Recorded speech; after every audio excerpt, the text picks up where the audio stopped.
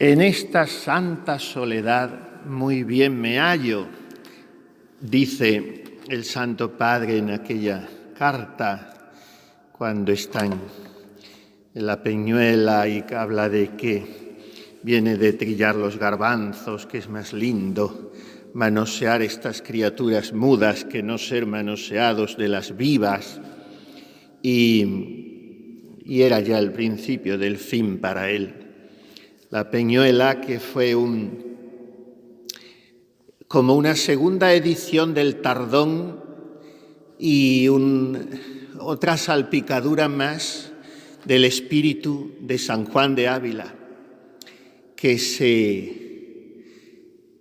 desplegó de tal forma que abarcó todos los modos de consagración posibles, también la vida eremítica, y claro, el desarrollo asombroso fue el del Tardón. Aquello llegó a ser un monasterio de más de 100 monjes, hasta la Francesada, y todo por aquellos discípulos del Santo Maestro que empezaron allí. Y después hubo otros que saltaron a la Peñuela y después fueron carmelitas descalzos, y otros que entraron directamente carmelitas descalzos, como aquel Francisco de Jesús el Indigno, que luego fue al Congo. Había estado con San Juan de Ávila en Baeza, y Tomás de Jesús, nada menos que el venerable Tomás de Jesús. Todos aquellos son de la escuela de Ávila, de la que formó parte media España. Al Santo Padre no le conoció, aunque el Santo Padre fue rector en Baeza, también en lo que fue allí en el colegio de Baeza, no eran las escuelas que había fundado San Juan de Ávila, pero el Santo Padre fue allí porque estaban las escuelas de San Juan de Ávila. Total, que todo confluye y la Santa Madre trató con algunos de sus discípulos. Uno de ellos fue celebérrimo en el siglo ya más bien XVII, a caballo, XVI-XVII. Estuvo, después de estar en Baeza muchísimos años, estuvo muchos también en Barcelona, y es uno de los autores espirituales más importantes, hoy caídos en olvido, de aquella época. Diego Pérez de Valdivia. Le conoció la Santa Madre en Toledo. Y otro con quien trató mucho fue licenciado Díaz, y él le hizo conocer las cartas de San Juan de Ávila, que lo mismo que las obras de Granada, también del Círculo de Ávila, le gustaban muchísimo a la Santa Madre y las recomienda. Hoy también, desgraciadamente, caído en olvido, Fray Luis de Granada. Es el autor español más traducido, más que Cervantes, a todas las lenguas prácticamente del mundo, Fray Luis de Granada, y la Santa Madre recomienda la lectura del libro de la oración y meditación de Fray Luis de Granada, que después copia bastante, casi entero, San Pedro de Alcántara, y la vida de Cristo de Fray Luis de Granada. De la guía de pecadores no habla, pero en fin, recomienda todas las obras de Granada, y ella le escribe una carta preciosa diciendo: de las muchas personas que aman a vuestra paternidad en el Señor por el gran bien que hace a las almas, etc., yo soy una. Bueno, pues todo era la escuela del Santo Maestro Ávila. Y por eso, como estamos hablando de la soledad, he empezado con esa frase del Santo Padre en la Peñuela: en esta santa soledad muy bien me hallo. No es cualquier soledad, es la santa soledad.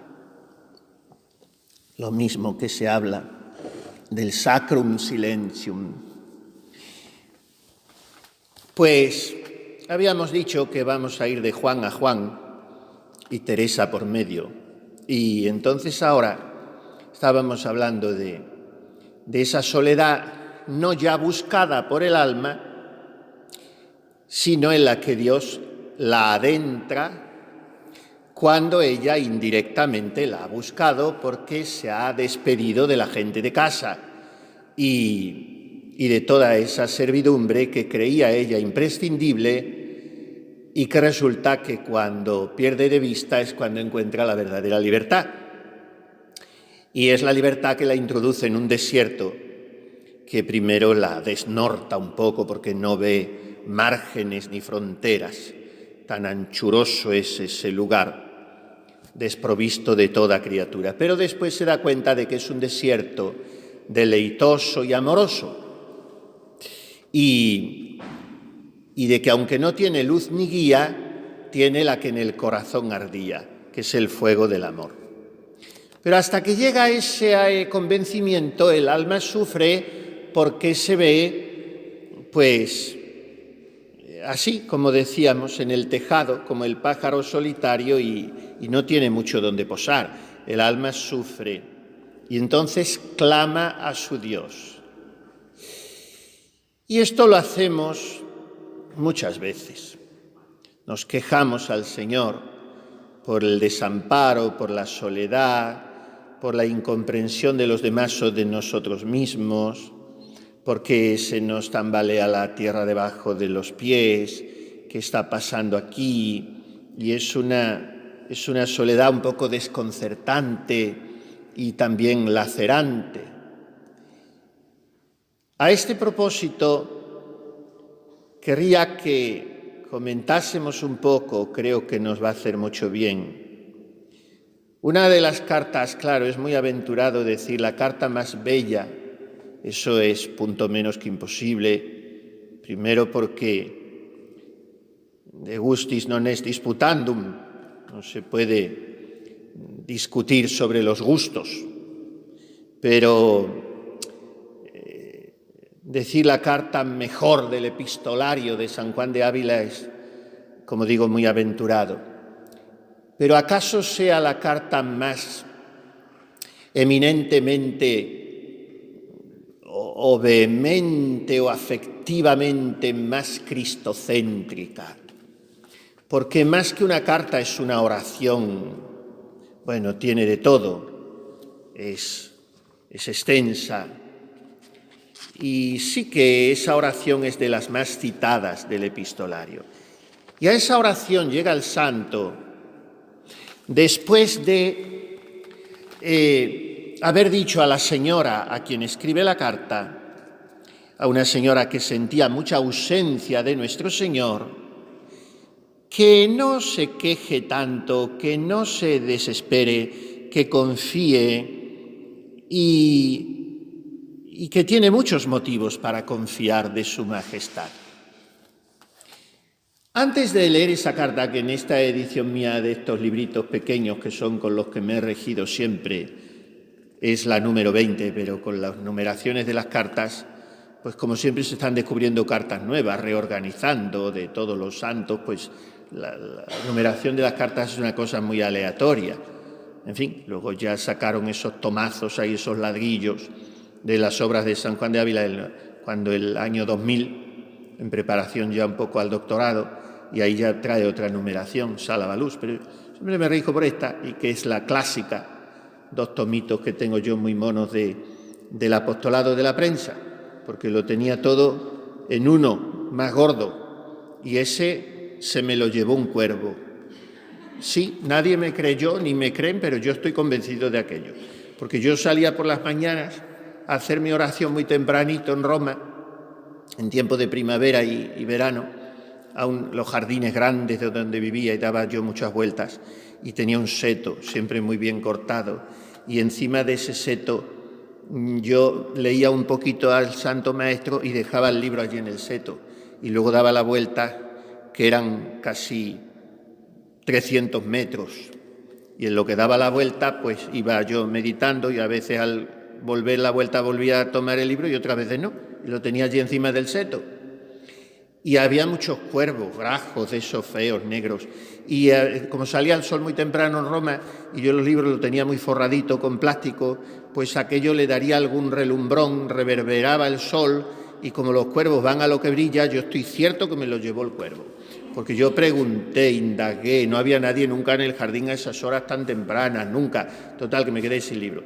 Y ese lo traía todo en uno. Pero luego un buen amigo sacerdote me consiguió estos 2 que todavía son más monos porque son más manejables, más que son dos. Bueno, pues aquí tengo la carta, pero primero vamos a una carta que tiene el Santo Maestro a un predicador.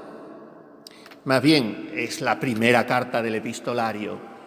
Y escribiendo Fray Luis de Granada a la Santa Condesa de Feria, le dice: yo por las noches lo que hago es que me lean cuando estoy cenando las cartas del Santo Maestro Ávila, porque le sobrevivió, Granada a Ávila le sobrevivió casi 20 años. Y dijo, aunque eran de la misma edad, pero Granada murió muy viejito, y dijo, yo hago que me lean las cartas. Que, por cierto, diré a vuestra reverencia que la primera de todas, la que abre el epistolario, que se intitula A un predicador, es a mí. Porque, en fin, siempre nos gusta a cada uno lo que es nuestro decirlo. Y esta es a Fray Luis de Granada. Es una carta muy larga, un programa maravilloso para un sacerdote, sobre todo si es predicador. Y hablando de cómo hemos de atender a las almas, pues viene a parar en lo que antes hemos dicho del Santo Padre. Una de las formas de soledad es que el alma se desancille, se libere, se desunza y en el buen sentido de la palabra, que es peligrosa, pero en fin, en el buen sentido, se independice de las dependencias, valga la redundancia, de maestros espirituales, de doctrinas, de personas, del sacerdote que la escucha una vez y otra. Y le dice Ávila a Granada: no se dé a las almas cuanto ellos quisieren, porque a cabo de poco tiempo hallará su ánima seca como la madre que se le han secado los pechos con que amamantaba a sus hijos. No los enseñe a estar del todo colgados de la boca del Padre, mas si vinieren muchas veces, mándeles ir a hablar con Dios en la oración aquel tiempo que allí habían de estar. Y tenga por cierto que muchos de estos que frecuentan la presencia de sus espirituales padres no tienen más raíz en el bien de cuanto están allí oyendo, y más es un deleite humano que toman en estar con quien aman y oyen hablar que en estar tomando cebo con que crezcan en la vida espiritual. Y de aquí es que no crecen más un día que otro, porque piensan que todo lo ha de hacer el Padre hablando, y así hacen perder el aprovechamiento a su Padre y no crecen ellos cosa alguna. Tienen también esta condición, que en cualquier tribulación que les venga, luego corren a sus padres todos turbados, porque ninguna fuerza tienen en sí. Y aunque el Padre no deba faltar en tales tiempos, mas decirles que vayan delante de nuestro Señor y se le representen con aquella pena, porque no pierdan tal tiempo de comunicación con Él, que es el mejor de los tiempos, y para que le oigan con atención, les envía Dios la pena, no para que se vayan a consolar con los hombres y pierdan las grandes lumbres y aprovechamientos que Dios suele dar al que acorre a Él en el tiempo de las tribulaciones. La suma de esto es que les enseñe a andar poco a poco sin ayo, para que no estén siempre flojos y regalados, mas tengan algún nervio de virtud. Pues eso, desprendimiento de las criaturas, y el tiempo que vayamos a estar con las criaturas, buscándonos a nosotros mismos, bajo capa de que nos hablen de Dios, de que nos lleven a Dios, gastémoslo en la oración. A veces hará falta, ya repito, yo no voy a cancelar por completo y para siempre ese camino, porque entonces estaríamos negando la ley de la encarnación. Nos necesitamos unos a otros, sí, pero muy relativamente y cada vez con menos frecuencia y pesadez de la que lo hacemos. Desancillar para buscar a Dios. Ahora, claro, falta ese pesebre, dice San Juan de Ávila, y el alma en el solo Dios ya no es tan aficionada a ponerse, por eso, porque el anclaje, el asidero afectivo, sensible le falta, pero no le falta si sabe descubrirlo entero en Jesucristo. que es lo que el padre Ávila recomienda a esta señora a la cual le dirige esta carta, repito, que es de las más importantes y hermosas de su epistolario. Sentía la pobre la ausencia de Dios. ¿Quién fuese? No lo sabemos a punto fijo. Fray Luis de Granada dice que era una persona de mediano estado, o sea, ni una de aquellas señoras pitongas con las que trataba mucho Ávila, ni una pobrecita.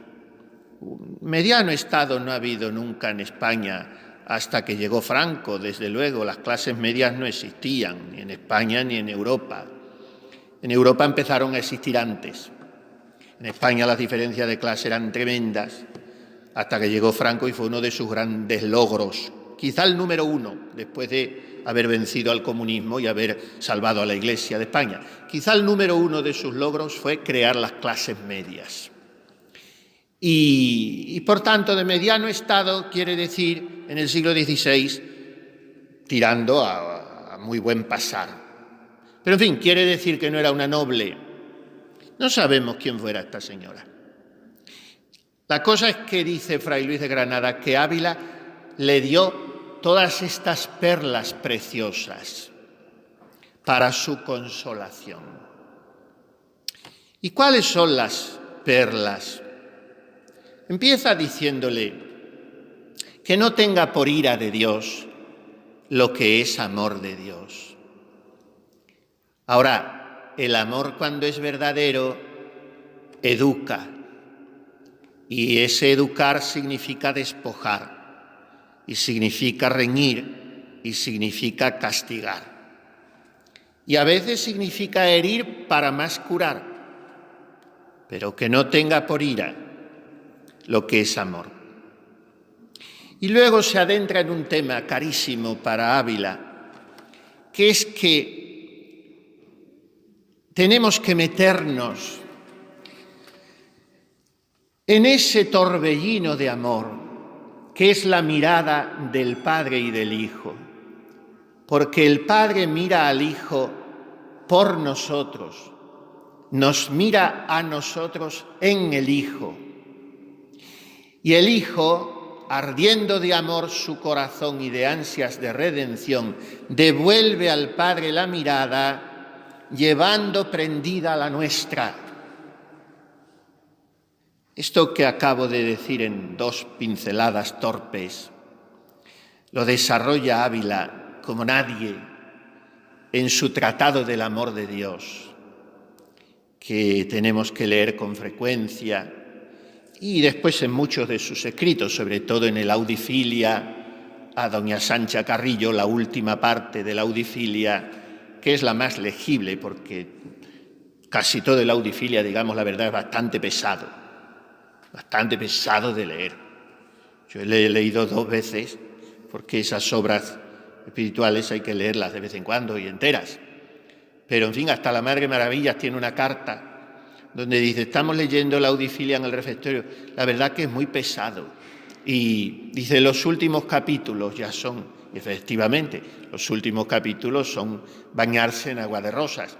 Pues los últimos capítulos es precisamente porque Ávila incide en esta idea, la mirada del Padre al Hijo, del Hijo al Padre. Y nosotros en medio, porque nosotros somos el motivo de esa mirada, porque somos el motivo de la encarnación, porque Cristo, el Verbo, se ha encarnado para salvarnos, para ser sacerdote por nosotros y para nosotros.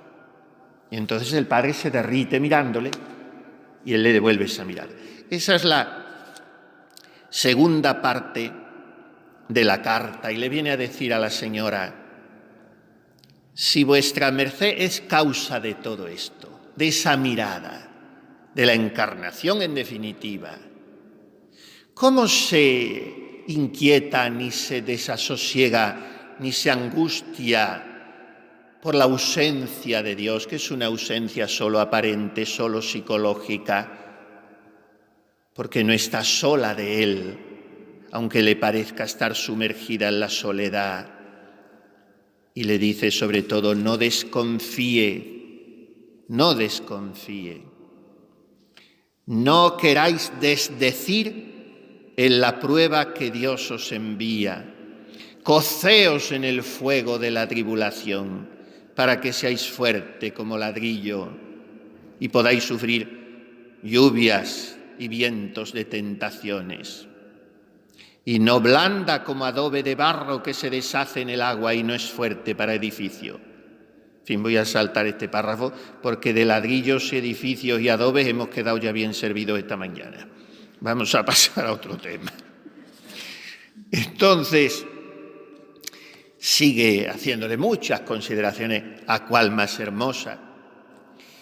Y llega al punto álgido de la carta, que es larga, pero casi llegando al final, estalla el maestro Ávila en una exclamación ardorosísima, porque este hombre tenía una psicología maravillosamente afectiva, de tal manera que pega fuego cuando se le lee.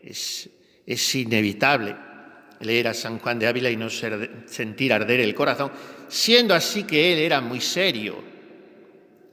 Era solemos decir manchego, más que manchego era calatraveño, porque ya la parte de donde él era no se sabe a punto fijo si es Mancha, si es Extremadura o si es Córdoba.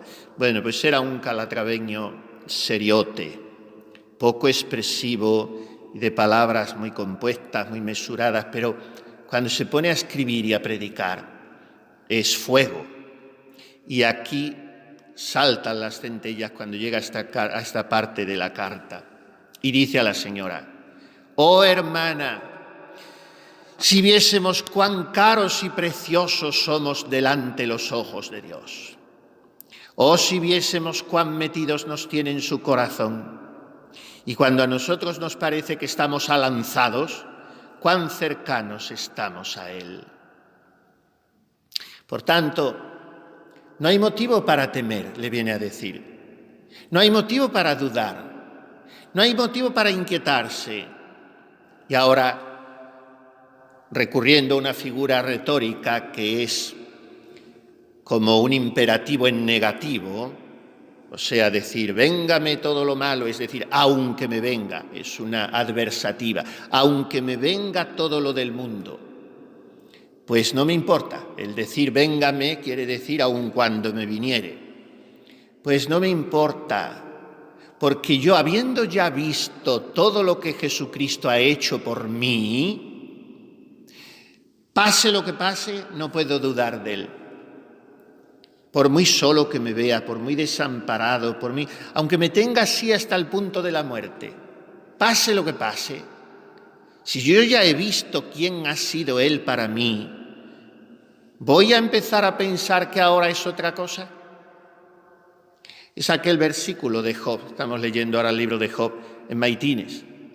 Santa Teresita decía que su versículo preferido de toda la Sagrada Escritura era aquel del libro de Job que dice: aunque Dios me matara, seguiría confiando en Él. Es que lo que pase de aquí adelante, ¿qué me importa a mí?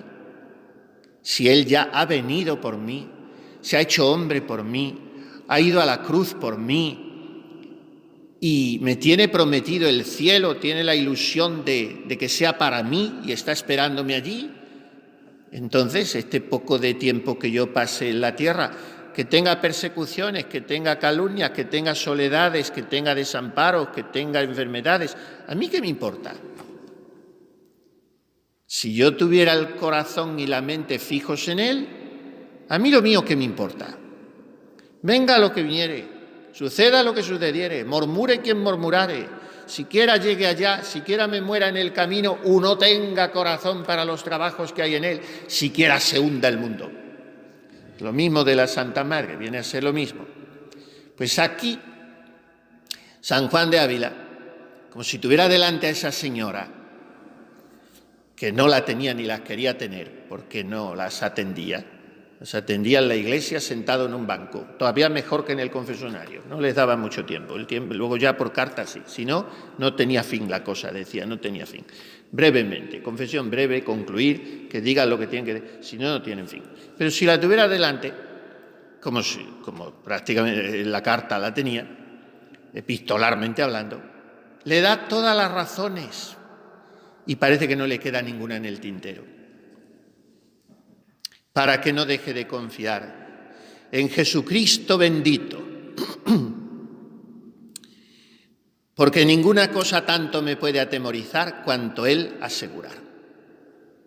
Y vienen esa serie de imperativos que son adversativas. Múdeme yo de devoto en tibio, de andar por el cielo a oscuridad de abismo de infierno.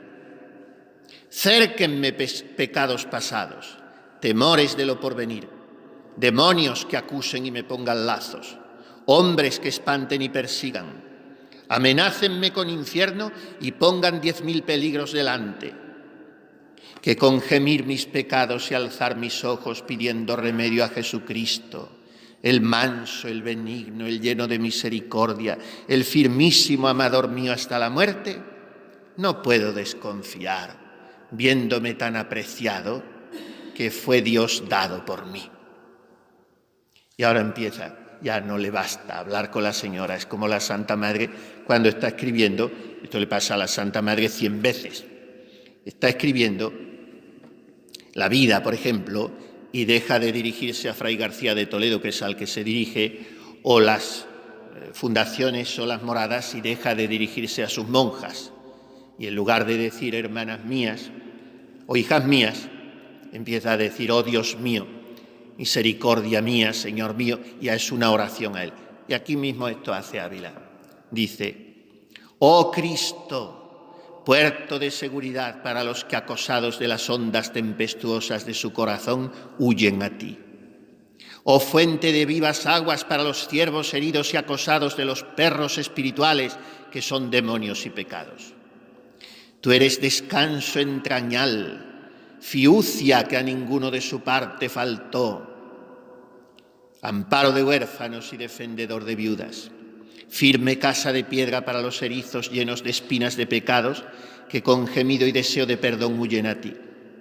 Tú defiendes de la ira de Dios a quien a ti se sujeta. Tú, aunque mandas algunas veces a tus discípulos que entren en la mar sin ti, y que se desteten de tu dulce conversación, y estando tú ausente se levantan en la mar tempestades que ponen en aprieto de perder el ánima, mas no los olvidas.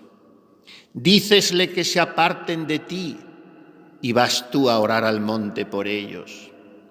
Piensan que los tienes olvidados y que duermes, y estás las rodillas hincadas rogando por ellos. Y cuando son ya pasadas las 3 partes de la noche, cuando a tu infinito saber parece que basta ya la penosa ausencia tuya para los tuyos que andan en la tempestad, desciendes del monte y como Señor de las ondas mudables, andas sobre ellas, que para ti todo es firme, y acércaste a los tuyos cuando ellos piensan que están más lejos de ti, y dícesles palabras de confianza que son, yo soy, no queráis temer. Oh Cristo, diligente y cuidadoso pastor, cuán engañado está quien en ti y de ti no se fía de lo más entrañable de su corazón, si quiera enmendarse y servirte. Oh, si dijeses tú a los hombres, cuánta razón tienen de no desmayar con tal capital los que quieren entrar a servirte, y cómo no hay nueva que tanto pueda entristecer ni atemorizar al tuyo, cuanto la nueva de quien tú eres basta para lo consolar. Y entonces, como para convencernos, después de esta letanía de piropos a Jesucristo, le hace hablar a Él mismo. Y es Jesús quien nos dice, para reafirmarnos en la confianza, en una confianza que no se basa tanto en razones de lógica intelectual, sino en el convencimiento del amor experiencial. Y entonces Jesús dice al alma, soy yo, no temas. Yo doy la muerte y la vida. Meto en los infiernos y saco. Atribulo al hombre hasta que parece que muere y después le alivio y recreo y doy vida. Meto en desconsolaciones que parecen infierno y después de metidos no los olvido, mas sácolos. Y por eso los mortifico para vivificarlos. Para eso los meto para que no se queden allá, mas para que la entrada en aquella sombra de infierno sea medio para que después de muertos no vayan allá, mas al cielo. Yo soy el que de cualquier trabajo os puedo librar, porque soy omnipotente. Y os querré librar porque soy todo bueno. Y os sabré librar porque todo lo sé. Yo soy vuestro abogado que tomé vuestra causa por mía. Yo vuestro fiador que salí a pagar vuestras deudas. Yo, Señor vuestro, que con mi sangre os compré, no para olvidaros, mas engrandeceros, si a mí quisiese de servir, porque fuisteis con grande precio comprados. Yo, aquel que tanto os amé, que vuestro amor me hizo transformarme en vosotros, haciéndome mortal y pasible, el que de todo esto era muy ajeno. Yo me entregué por vosotros a innumerables tormentos de cuerpo y mayores de ánima, para que vosotros os esforcéis a pasar algunos por mí y tengáis esperanza de ser librados, pues tenéis en mí tal librador. Yo, vuestra paga y rescate, ¿qué teméis deudas? Si vosotros con la penitencia y confesión pedís suelta de ellas, yo vuestra reconciliación, ¿qué teméis ira? Yo el lazo de vuestra amistad, ¿qué teméis enojo de Dios? Yo vuestro defendedor, ¿qué teméis contrarios? Yo vuestro amigo, ¿qué teméis que os falte cuando yo tengo, si vosotros no os apartáis de mí?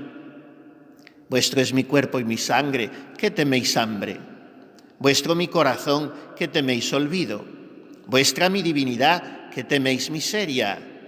Y por accesorio son vuestros mis ángeles para defenderos, vuestros mis santos para rogar por vosotros, vuestra mi madre bendita para seros madre cuidadosa y piadosa, vuestra la tierra para que en ella me sirváis, vuestro el cielo para que a él vengáis, vuestros los demonios e infiernos porque los hollaréis como a esclavos y cárcel, vuestra la vida porque con ella ganáis la que nunca se acaba, vuestros los buenos placeres porque a mí los referís, vuestras las penas, porque por mi amor y vuestro provecho las sufrís, vuestras las tentaciones, porque son mérito y causa de vuestra eterna corona, vuestra es la muerte, porque os será el más cercano paso para la vida. Y todo esto tenéis en mí y por mí, porque ni lo gané para mí solo, ni lo quiero gozar yo solo.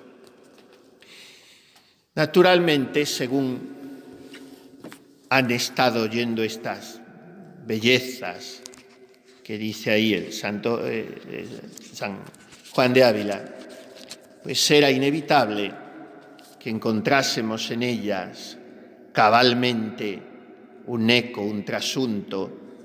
Esto está escrito un poquito antes y no es muy dable pensar que San Juan de la Cruz lo había leído, pero es que está basado en la mismísima teología cristocéntrica.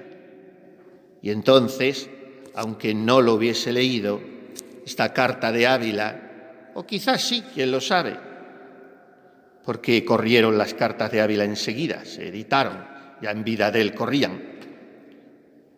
Y es posible que lo hubiese leído el Santo Padre. En todo caso, han reconocido un eco muy nítido y prácticamente las mismas expresiones de la oración de alma enamorada en los dichos de luz y amor. Todo es vuestro, vosotros de Cristo y Cristo de Dios. Ahí está el fundamento teologal cristocéntrico, de que no tengamos que echar de menos nada, porque todo fue creado por Él y para Él, porque Él es anterior a todo y todo se mantiene en Él, porque Él es el dechado, el modelo, la plantilla, el tipo, el analogatum princeps que el Padre ha tenido ante los ojos cuando me lo ha dado todo a mí, porque me lo ha dado todo en Cristo, en su Hijo encarnado. Y después de preguntarse en su oración del alma enamorada el Santo Padre que cómo haremos para complacer a Cristo, porque no tenemos nada, mejor dicho, para complacer a Dios, porque no tenemos nada, que cómo haremos para librarnos de los modos y términos bajos, de los afectos, de las pasiones, de los pecados. Después de preguntarse cómo se levantará a ti el hombre engendrado y criado en bajezas, si no le levantas tú, Señor, con la mano que le hiciste, entonces reacciona en esa oración que es redonda, teológicamente hablando, la oración de alma enamorada, y le dice: no tengo nada, pero pensándolo bien, resulta que lo tengo todo, porque tú, Dios mío, no revocas tus dones, y lo que das una vez no lo quitas. Y resulta que me diste una vez y para siempre a tu Hijo único, y en Él me diste todo lo que quiero. Míos son los cielos y mía es la tierra. Mías las gentes, los justos son míos y míos los pecadores. Los ángeles son míos, la Madre de Dios, y todas las cosas son mías. Y el mismo Dios es mío y para mí, porque Cristo es mío y todo para mí. Pues, ¿qué pides si buscas, alma mía? Tuyo es todo esto y todo es para ti. ¿Qué teméis? ¿Qué echáis de menos? ¿De qué tenéis hambre si es vuestro corazón? Mi corazón es vuestro y mi divinidad es vuestra, y mis ángeles y mis santos y mi madre, y vuestra es la tierra para que en ella me sirváis, y vuestro el cielo para que a él vengáis, y vuestros los demonios e infiernos para que los pisoteéis, y vuestra la vida para que ganéis la mía, la eterna. Y todo esto tenéis en mí y por mí, porque ni lo gané para mí solo, ni lo quiero gozar yo solo, pues que cuando tomé compañía en la carne con vosotros, la tomé en haceros participantes en lo que yo trabajase, ayunase, comiese, sudase y llorase, y en mis dolores y muertes, si por vosotros no queda. ¿No sois pobres los que tanta riqueza tenéis, si vosotros con vuestra mala vida no la queréis perder a sabiendas? No desmayéis, que no os desampararé. Continuaría leyendo, es muy poquito ya lo que queda de la carta, pero es mejor que nos quedemos así, relamiéndonos y que confiramos estas cosas en nuestro corazón. Tenemos la tarde por nuestra para estar con Jesús. Entonces podemos decir aquello de Lope de Vega: de mis soledades voy, a mis soledades vengo, porque para hablar con Dios me bastan mis pensamientos. Soledad es la única felicidad, y en esa soledad Cristo, antes, durante y después, aunque no le vea. Y cuando la soledad parece más vacía, acaso es cuando está más llena. Nuestra Señora de la Soledad, llamamos a la Virgen Santísima. La soledad de María es la soledad más santa y más llena de Dios de cuantas ha habido. Pidámosle a ella que nos enseñe a amar la soledad, a no desconfiar nunca de aquel que la llena de compañía, Cristo nuestro bien.